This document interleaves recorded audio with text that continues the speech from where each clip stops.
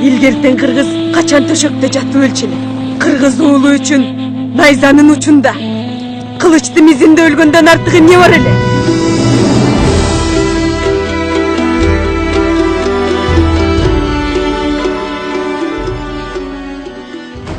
Кыргыз эли нечен кылымдар бою миңдеген душмандарга туруштук берип, Манас атабыздын доорунан тарта өз мамлекетин жоготпой келе жатат.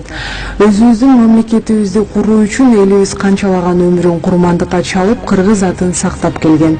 Кыргызды эзелтеден кыргыз гана башкарып, жерин эч кимге берген эмес. Бүгүн дагы кыргыз эли өз келечеги үчүн кыргыз атын дагы кылымдар бою сактоо үчүн татыктуу башчы шайлоо мезгилинде турат. Жолко аттангандардын арасында кыргызга жан тартпаган, өз камын гана ойлогон шектүү адамдардын бар экендиги бизди өкүндүрөт. Алардын бири Өмүрбек Бабанов. Негизи Бабановдун өздүгү тууралуу эл арасында күмөнөлөр көп. Апам түрк улутунан болот. Менин апам 1941 жылы Сталин репрессивдеп үй бүлөсүн жанагы кой салган малдай кылып жүктөп туруп, кичинекей 4 жашар кезинде мындай Кыргызстанга жөнөтүп жибергенде, Батумиден көчүрүп жөнөтүп берген. Ошондой эле анын таластагы өзү туулуп өскөн кара бууралык жердештери анын кичинесинен тарта эле Күрт улутундагы балдар менен чоңойгонун айтып келишет. Bayram günü derler alem eklenir. Sen bizim yaylaya gel başım için.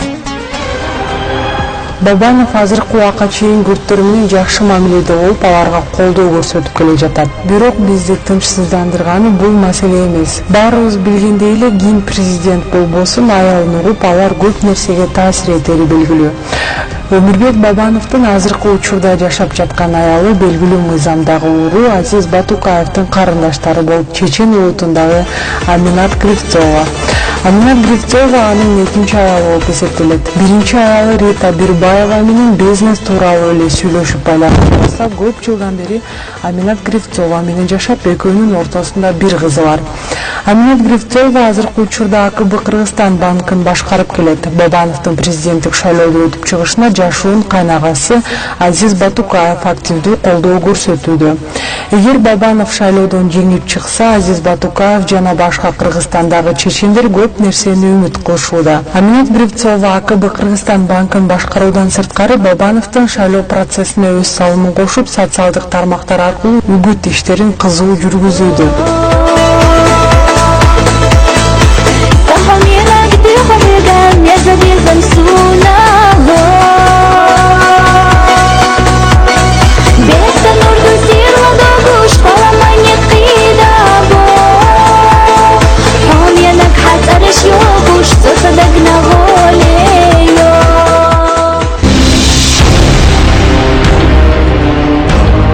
Экинчи аялы чечендердин келечеги үчүн Бабановду президенттикке өткөрүүнү көздөп жатса, биринчи аялы Рита Бирбаева Кыргызстандагы казактардын бизнесин өнүктүрүү менен алек.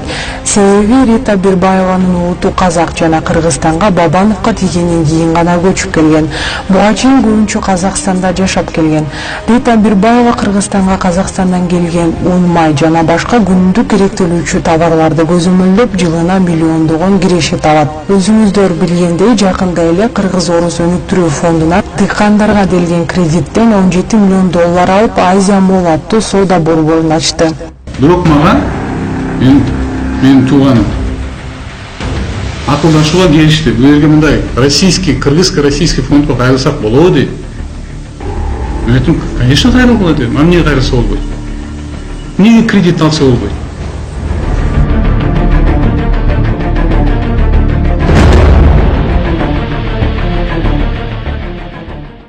Урматтуу кыргызстандыктар, президент болом деген Өмүрбек Бабановдун биринчи аялы казак болсо, экинчиси чечен болсо, апасы күрт болсо, кыргызга жан тартабы? Бизге чечен менен казакты ойлогон эмес, кыргызды ойлогон президент керек. Сондуктан менин ойлойтуным, бул шайлоодо кимге кыргыз калкка сеним көрсөтсө, Сол бұрынғыдай онымен де жұмыс істейміз. Ошо эл менен жолукканда да мунун баарын даңазалап айтып атабыз. Өзгөчө Казакстандын жетишкендиктерин, Казакстан эгемендүүлүккө ээ болуп, улуу Астана деген борборун урган, биз сыймыктанып айтып атабыз. Алыска барбай, мынакей 1,5 саат самолет менен учат экенсиңер Бишкектен, Астанадан барып көргүлөчү. Кыргыз жигит аны аралашкан, түрктөнбү балким урттан жалгашкан. Айдар менен жүргөн бизнес террорист, Өмүрбек Бабанов накта аферист. Өмүрбек Бабанов накта аферист. 10 жылдык мөөнөттө ипотекалык кредитти 9%дан беребиз деп атабыз. Жоготууларды 3 эсеге азайтып туруп, 15 миллиардтагы жана капитальный вложенияларды, уурулуктарды колго чаап туруп, энергетиканы элибизге өз баасынан беребиз деп атабыз. Биз ал акчаны түзмө-түз элибизге беребиз 7%дан. Ошол убадалардын эң негизгилери 7% менен элге кредит берем. Ошол берген убадалар какта кетти? Түзмө-түз элибизге беребиз 7%дан. Өкмөттө ол иштедиңиз. Бир убадаларыңыздын бирин аткарганыңызды айтып бересизби? Биз айтып атабыз, жаштарга жаңы үй курганга биз ипотекалык кредит беребиз деп атабыз. 9%дан. Өкмөт бул ишти жазабаса эмнени жазаш керек? Өмүрбек Бабанов накта аферист. Өмүрбек Бабанов 8 киши золотой бир коло салмагандар бар. 500-600 миң долларга ошо сатып берген. Өмүрбек өт кой. Таластар 30 миңден ашык коло салдык. Мен айттым, Өмүрбек кел, таластар ыраазычылык кылып бир томография коюп коелу. Таласка берсин. Заке кайчы. Аксакалдарга чыгып койчу, койчу чалдарым. Лучше адресин иштешсе болот. Мына биздин Өмүрбектин патриоттук сезими, таласты сүйгөн.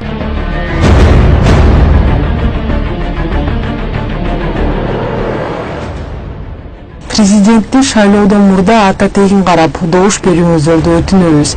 Себеби Бабанов Кыргызстандын жана кыргыздардын келечегин ойлобойт. Анткени аны кыргыздар менен байланыштырган ыйык эч нерсе жок. Себеби дүйнөдө эки элдин улуту апасы жагынан уланат. Бул еврейлерди жана күрттөрдү гана. Бабановдун апасы күрт болгондуктан күрттөрдүн салты боюнча Бабановдун улуту дагы күрт болуп эсептелинет. Күрттөрдүн эч качан өзүнүн жери жана мамлекети болгон эмес. Эгер Бабанов жеңип калса, Кыргызстан биринчи ирет күрттөрдүн мамлекетине айланып калышы мүмкүн. Кылымдар бою ата бабабыз түзгөн мамлекетти башка улуттарга алдырып жибербейли. Кыргыздын оол кыздары ата салтын, эне наркын эч качан унутта калтырбагыла. Бул баа жеткис байлыкты көздүн карегиндей сактап, өз балдарыңарга аскектеп өткөрүп бергиле. Ата бабанын акылмандыгы, көсөмдүгү ар убакта урпактарга таянар тоо болуп келген.